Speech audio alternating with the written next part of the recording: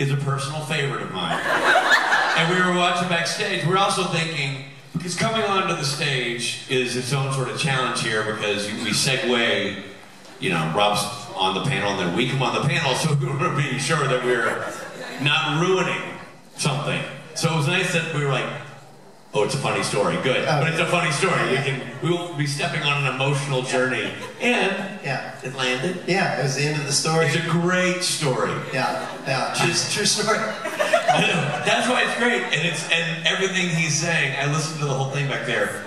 Not one moment of exaggeration. Like, that's how it happened. And I like the way you go, that was the beginning of the end of my marriage.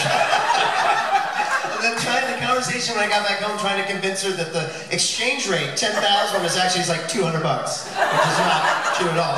It's 10,000, but yeah. So. And I also love when anybody who's watched the Kings of Cons series gets to see a little bit of what this feels like, which is when Rob, after that happened, that all happened the way he said, then afterwards it's like, what's up, Robbie? I fucked up, Rich!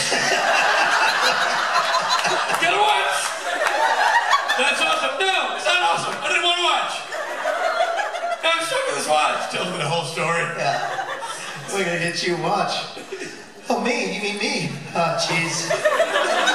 So, and I told them that I'm wearing it. The only reason I'm wearing it now is that the other day you're like, I've never seen him wear this watch. Yeah. We told the story to somebody else. Apple Watch, which is like duct tape another phone to your body. Like, why do we need like a phone and a laptop and an iPad and an Apple Watch? Man's got a nice timepiece. It's a timepiece. It's a work of art. Wear it.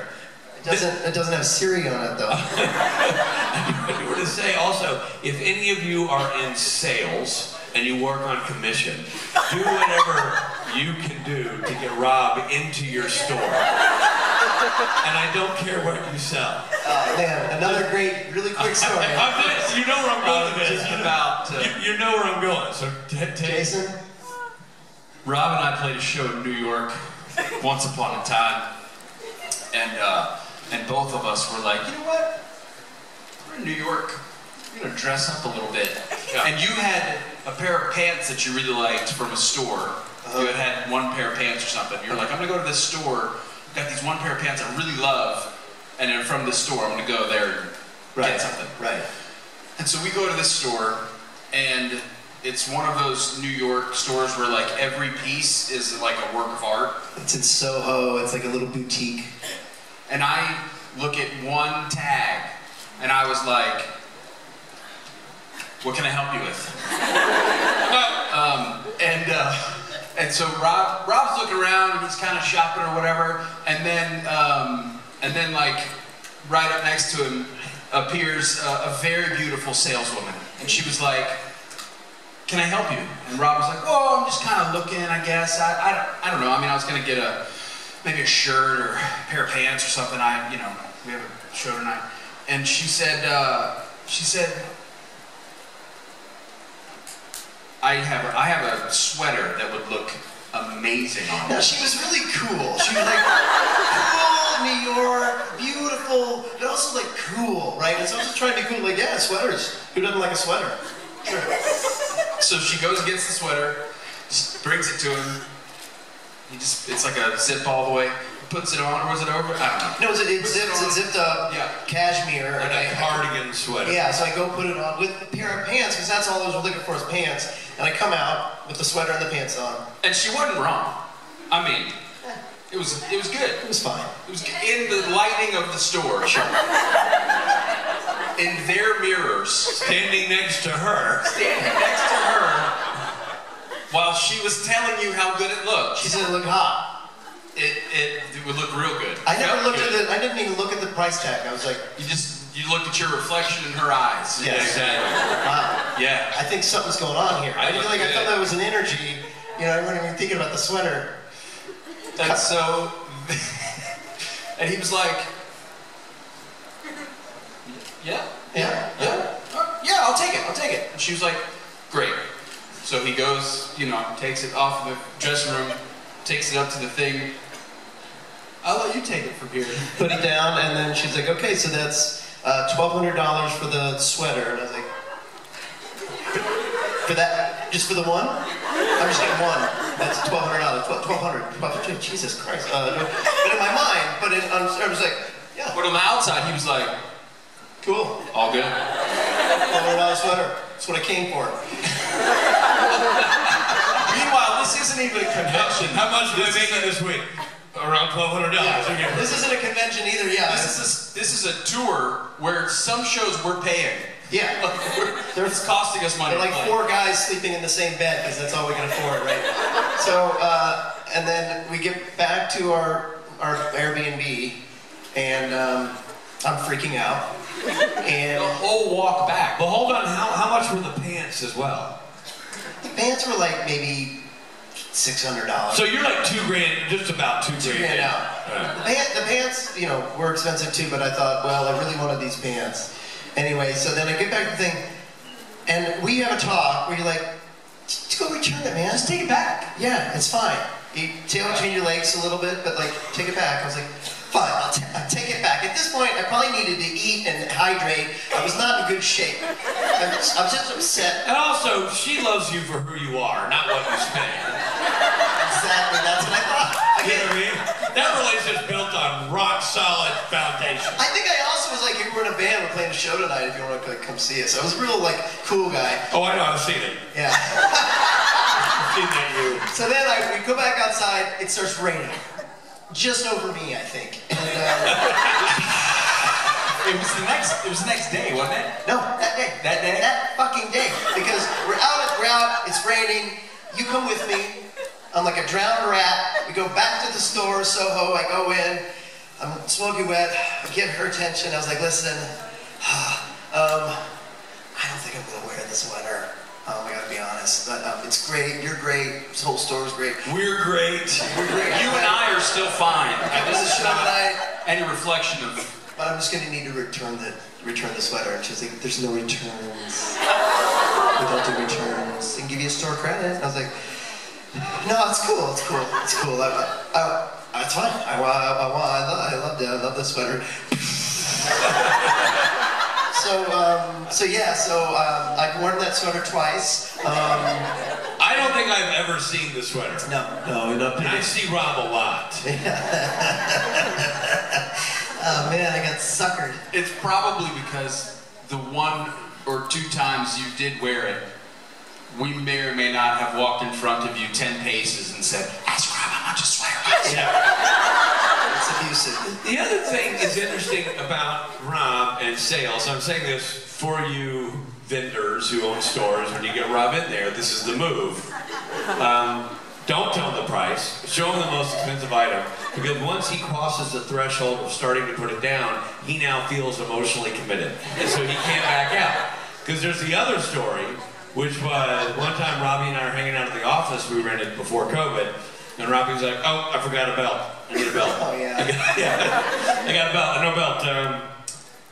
Oh, you know what? I mean, we both live in the same neighborhood as the store and our office, but he's like, I'm just going to go next door. It's like a mercantile kind of place. I'm going to just go over there and see if they have a belt.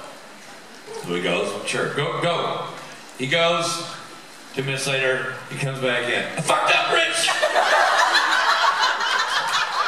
What happened? What'd you do? Hold up the store? No, I bought a belt. Well, wasn't that the goal? Yeah, the $300 belt, Rich. I didn't need to put $300 on a belt. Why'd you do it? I had it in my hand. I went to the front. They told me how much it was. I didn't want to back out then. I'm like, well, that's when you back out, when you don't want to spend the money. Typically, when you don't want to spend the money, that's when you don't spend the money. I get embarrassed. It's like I'm already up at the register. I'm not going to be like, oh, never mind. I'm like, for the belt, $300. Okay, yeah. Cool. You know, that says it's on sale. It's so cheap. I'll take 2. Yeah. You know what? But now, like when I go into a store and they're like, "Can I help you?" I'm like, "Nope, I'm good." Just like don't make eye contact. Like don't get help. But no, good. Just looking. So yeah. Remember the key? Yeah. The key to access the good. Tell the key story. We were in a shop that we like to go to here in Rome, and there's they were on to me. So they were like, these pants look good, this shirt looks good, how about this jacket? Do you need a pair of shoes? And I'm going, okay, I'll take it, okay. And then the last thing they sold me was this necklace, which I do wear a lot when I play shows, a necklace with a key on the end of it. And Rich was like, they literally were in the back going, he's buying everything. Grab that key, right? And that chain, put the key in the chain. Got it, great. That's 300 euros. So, and meanwhile, they're like, Giuseppe, give me the key. Key to my house. I don't care. He's buying everything. You'll get a new house with this guy shopping here. Give me the key. Give me that rubber band. And this bracelet. That's true. Oh man. And then, was that the year you didn't get the tax rebate because you had all the stuff packed? Yeah. Oh God. That was the year that we went again. You know, you buy stuff here and they give you back the taxes if you go get it stamped. So Jason, we all three go to the tax place in the airport and they're like, Signora, Scotter pay? Oh, yeah, Scotter. Capici? Oh, yeah. He's like, yeah, go on. He's like, yes, okay.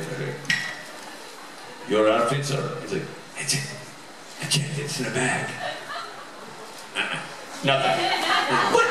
He literally had more stuff than anybody. You're talking about a rebate that would have tilted the scales of your financial year to get back. He had a ton of stuff. But I checked it in my bag, so I didn't have it on me. I wasn't wearing it. He couldn't prove that he had prove that I had the stuff, so I didn't.